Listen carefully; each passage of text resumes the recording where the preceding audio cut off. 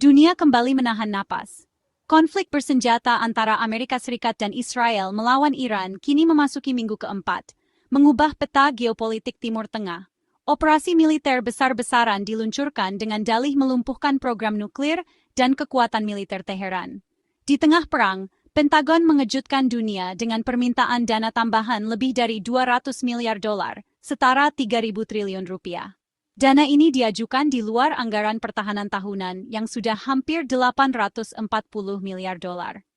Permintaan fantastis ini menyoroti betapa mahalnya perang modern, bahkan dalam hitungan minggu.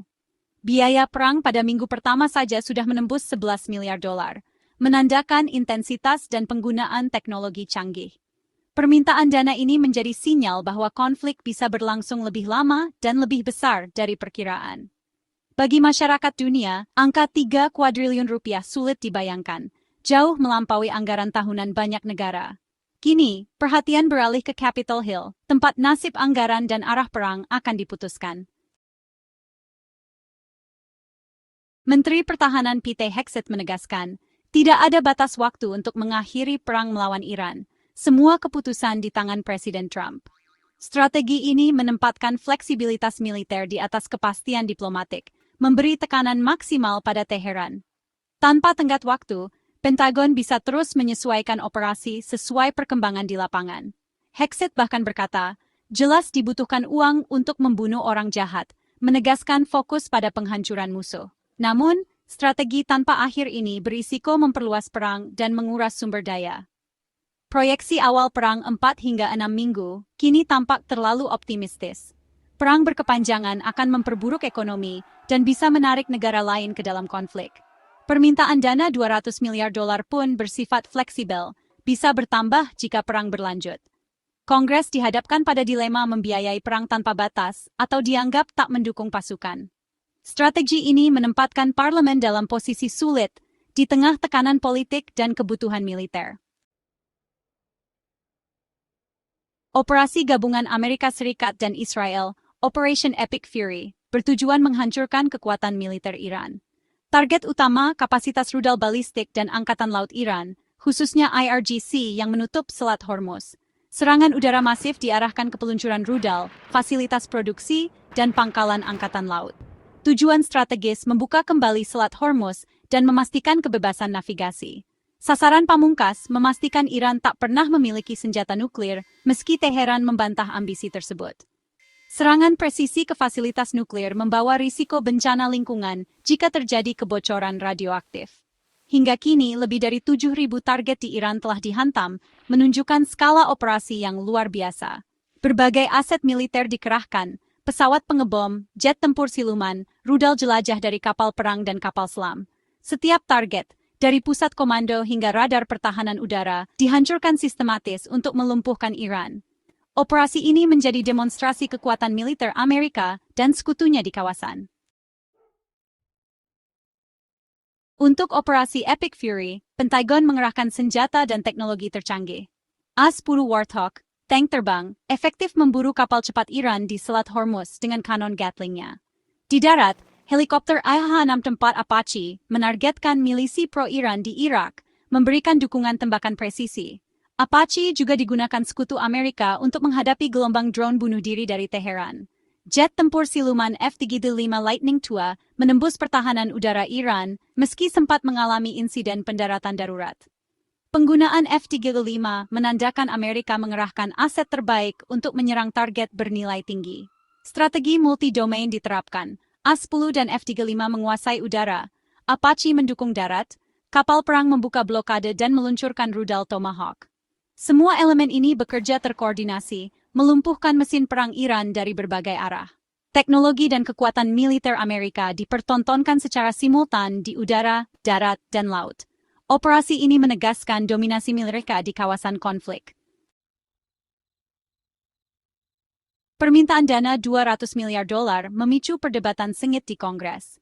Legalitas perang dipertanyakan, karena Kongres belum secara resmi mengotorisasi operasi militer terhadap Iran.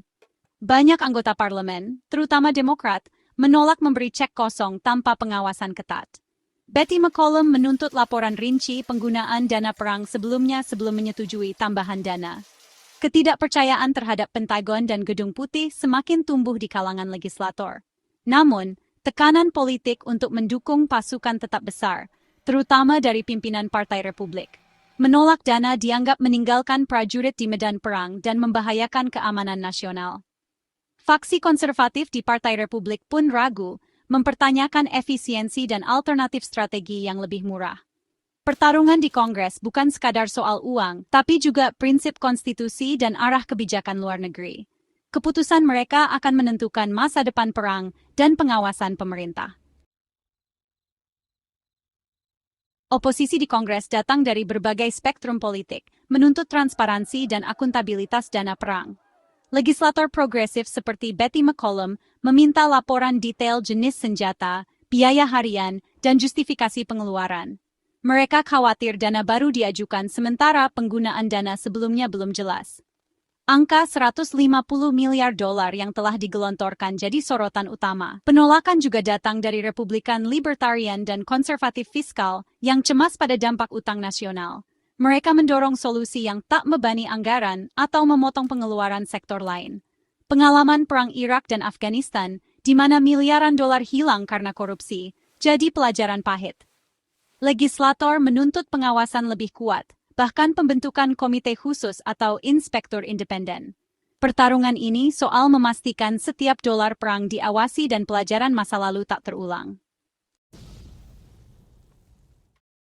Perang melawan Iran bukan hanya soal korban jiwa, tapi juga pukulan ekonomi besar bagi Amerika dan dunia. Permintaan dana 200 miliar dolar menambah defisit anggaran yang sudah hampir 2 triliun dolar. Utang nasional Amerika kini di atas 39 triliun dolar, membebani generasi mendatang. Pemerintah harus membayar bunga lebih besar, mengurangi dana untuk pendidikan, kesehatan, dan infrastruktur. Lonjakan harga minyak akibat penutupan Selat Hormuz langsung terasa di SPBU dan biaya produksi barang. Inflasi meningkat, daya beli masyarakat tergerus, dan standar hidup menurun.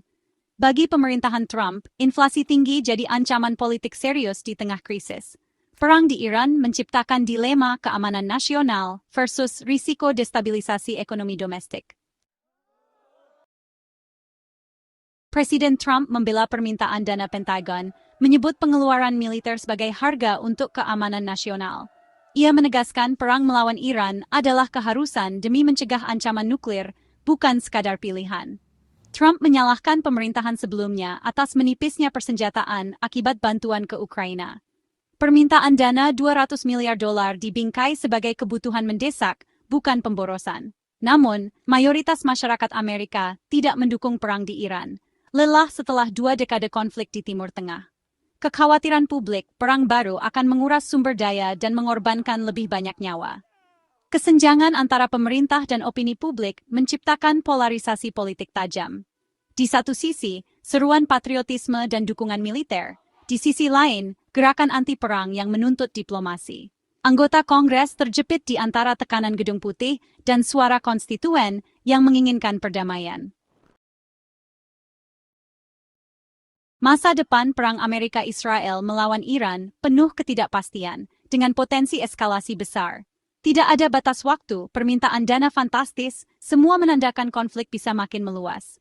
Tantangan utama, mencegah perang regional dan salah perhitungan yang bisa menarik negara lain. Proksi Iran di Irak, Suriah, Lebanon, dan Yaman membuat konflik makin rumit dan multi-front. Penutupan Selat Hormuz terus mengganggu ekonomi global, menambah tekanan. Pengawasan publik dan media sangat penting untuk menuntut transparansi dan mencegah perang tanpa akhir. Konflik ini jadi pengingat rapuhnya perdamaian dan mahalnya harga perang. Dunia menanti, berharap diplomasi masih punya ruang di tengah deru mesin perang.